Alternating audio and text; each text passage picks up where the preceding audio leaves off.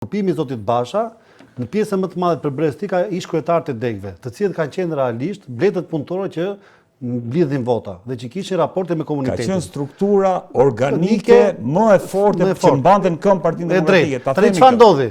Ndodhi një dyzim, sepse si le të them arkitektët dhe inxhinierët i mori zoti Basha, kurse një pjesë e militantëve me një leadership i cili nuk ka besueshmëri ose pëlqim në popull i mori Berisha. E para. E dyta, po të vëmë re, kemi ikjen e zotit Gonshejaj, që i ka hequr votat, se votat djatha. Kemi krimin e partisë të zotit Lapaj dhe po ashtu krimin e partisë të zotit Dashej me zotin Enkeleta Libejaj dhe me një pjesë të ekipit të Lulbashës dhe një pjesë të ekipit të Berishës. E treta, mendoj që Sali Berisha nuk i u përmbajt premtimeve të tij për të ndryshuar leadershipin. Nëse kujtohet kur bëri foltoren tha, deputetin që do të përfaqësojë do e zgjidhni ju, i tha. Nuk do e zgjidhni më kryetari PD-s as kryesia. Çfarë ndodhi?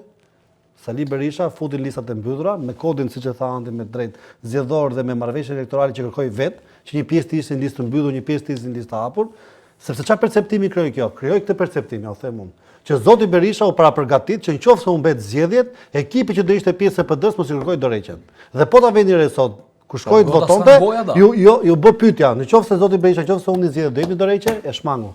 Po, e vërtet.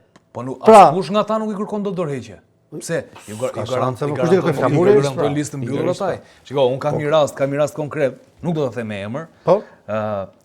Dikush deputet sot në Partinë Demokratike, deputete nuk po e cilësoj fare, diku e pyes dhe i them, si ka mundësi tash që për të bërë një pyetje provokative, nga Basha thash kalua tek Berisha, ishte edhe në kohë arrestuar, shkonin tek rruga e Berishës poshtë. Bashën tha nuk e pranonin dot si leadership. Ndërkohë tha mua më duhet të kem pozicionin deputet dhe këtë ma garanton Berisha. Tekstualisht fjalë që po them dhe më e përgjegjësi për këto që un po them. Është drejt me unë besoj se e thon pjesa më e madhe. Jo, ma ti themi gjëra ta kuptojnë qytetarët, domethënë se ne këtë kemi ne për çfarë vendosen listat e mbyllura, domethënë kupton pozicion deputet 4 vite dhe 4 tira shkon 8 ai. Le ta marrim. Shkon rroga 5 milionë. Dhe nëse nuk zgjedh më deputet me 80% të rrogës, le ta themi deri në moment që ta filloj punën se dalin pension. Ka njëri që ka qenë 2 mandate deputet mund të rrit derisa dalin pension pa punë me 80% të rrogës. Po Marsit, unë nuk kam problem me emrin. Nëse baza voton zotin Berisha, nuk ka asnjë lloj problemi. Problemi i madh që kam unë është dështimi i madh që sepse një nga, le të themi, premtimet e mëdha zotit Berisha ishte bashkimi i Partisë Demokratike. Dhe nuk e realizoi. Ndërkohë sot një nga arsyet që mund ta çojnë në dështim Partinë Demokratike është pikërisht se Partia Socialiste është përballë 4 partive demokratike.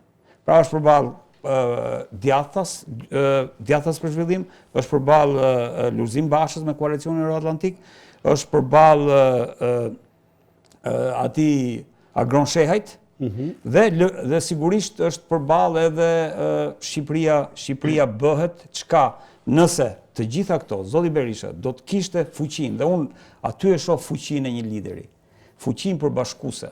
Dhe zoti Berisha e ka këtë fuqinë, nuk është se nuk e di, por nuk duhet kuptuar arsyeja, dhe këtë do e kuptojmë pas këtyre zgjedhjeve. Arsyeja pse zoti Berisha nuk i bëri bashkë të gjithë. Bonusin, përgjegjësinë për t'i bërë bashkë e ka, le të themi, kryetari i partisë më të madhe dhe dështimin apo përgjegjësinë për coptimin e opozitës e ka sigurisht kryetari i partisë më të madhe. Po sepse ai deklaroi më redo, atë kujtohet se tha kur u shpat në Ngrata, kjo do jetë lufta ime personale. Ju kujtohet, ka dalë nga hoteli Rogneri. Nuk do e përfshitha Partinë Demokratike me këtë punë, është problemi im personal, do vazhdoj luftën time. Ndërkohë që kur u përjashtua nga grupi parlamentar bëri pikërisht kundërtën. Kujtohet Egon? Kjo është ajo që bëri zoti Berisha. Egon. Dhe ktheu Partinë Demokratike mjetin për të rivendosur të drejtat e tij personale, jo interesat demokratëve. Që ta mbyllim Egon sepse duhet kalojmë publicitet. Po, një koment fundit për sa i përket këtyre gjërave që diskutuam, ti e shikon. Po shiko, Red, mbas se pritshmëritë tona janë të gabuara në këtë rast. Ka një tezë që qarkullon në opinionin publik, pa përmendur atyre që e kanë autorësi, që Partia Demokratike në fakt nuk synon fitore. Partia Demokratike synon mbijetesën. Kështu që në këto kushte, duke folur me këmbë në tokë dhe duke parë situatën ashtu siç është, Mbase Partia Demokratike dhe leadershipi i saj ka bërë zgjedhjen e duhur duke barikaduar listën me persona politik. Dhe kaq, për këtë kur nga ana tjetër duhet shohim se sa vota të marta do të arrijë Lëvizja Bashke e Arlind Qorit dhe Partia Social-Demokrate e Tom Doshit i shkëpusin Partisë Socialiste, se sa që Partia Socialiste në këto zgjedhje është përballë katër partive demokratike.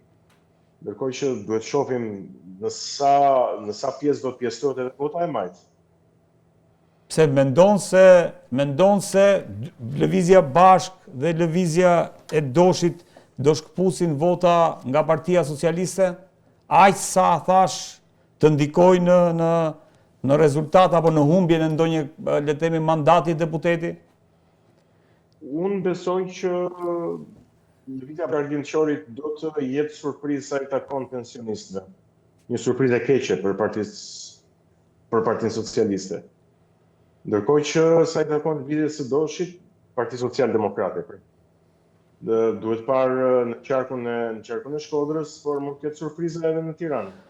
Keni parasysh që entuziazmi që shfaqet në tubimet e Partisë Socialiste nuk është organik.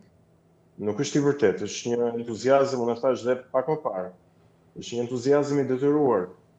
Dhe unë kam shumë raste, tani nuk di ta përkthej në përqindje këtë, nuk dua të jem evaziv, abuziv, por di të them që në administratën publike, që mendohet që të jetë edhe kontingjenti më i sigurt i votave të Partisë Socialiste, nuk është aq i sigurt.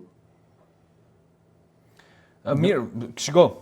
Kjo ndoshta ju e thatë që mund mos jetë organike për sa i përket saj, thatë për pensionistët, por nuk kam bindje që pensionistët në Shqipëri kanë një lloj trashëgimie kulturore dhe mendimi për sa i përket mënyrës se si duhet votojnë, që nga periudha komuniste, kështu që e shohin Partinë Socialiste shumë pranë tyre. Sigurisht mund të ketë një lloj firoj që mund të shkojnë drejt Partisë Lëvizja Bashk në këtë histori, por nuk e di nëse ka qenë e mjaftueshme, le të themi, fushata që Arlind Qori apo mundësitë që mund të ketë pasur, se do dhe mundësi financiare, do burime njerëzore, do burime mediatike dhe kanale komunikimi, nuk e di nëse i ka pasur edhe që një rrjet social ku aty Arlindi ka bërë fushatën të mund të shkojë një pensionisti dhe thash trashëgimia e këtij mendimi në raport me PS-n dhe partinë se shohin si një lloj trashëgimie të së shkuarës.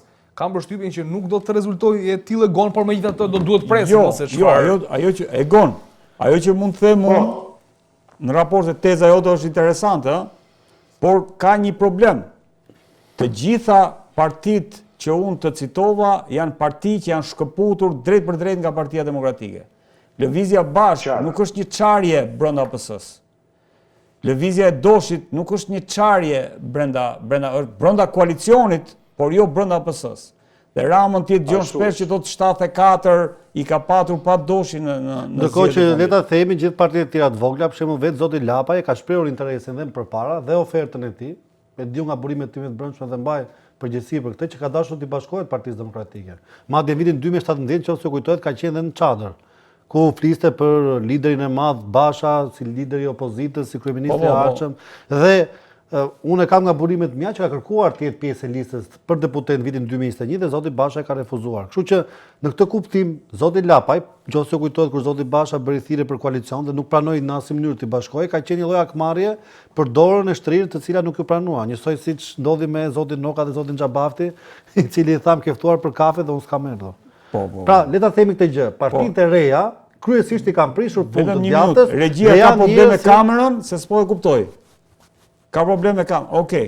Po. Dhe janë partitë e vogla, Redo, janë që të gjitha, flas për Partitë Mundësia, Koalicioni Euro-Atlantik, Djatha si 1912, Shqipëria bëhet, janë që të gjitha parti me vokacion të djathtë. Dhe këto parti kryesisht marrin vota të djathta. Presim ndonjë konfederat opozitare në një moment. Po i uroj që Egon, ne duhet kalojmë publicitet, falenderoj shumë që të kisha. Faleminderit Egon. Faleminderit Egon. Kënaqësi. Ndërkohë kalojmë në publicitet për të rikthyer më pas dhe për të vazhduar në këtë maraton të zgjedhjeve pak tek SPAK, ku kanë përshtypjen për të parë se si po te SPAK-u e kishin, po ja që kaluam te politika. Egon, përshëndes. Mirë, të kalojmë publicitet.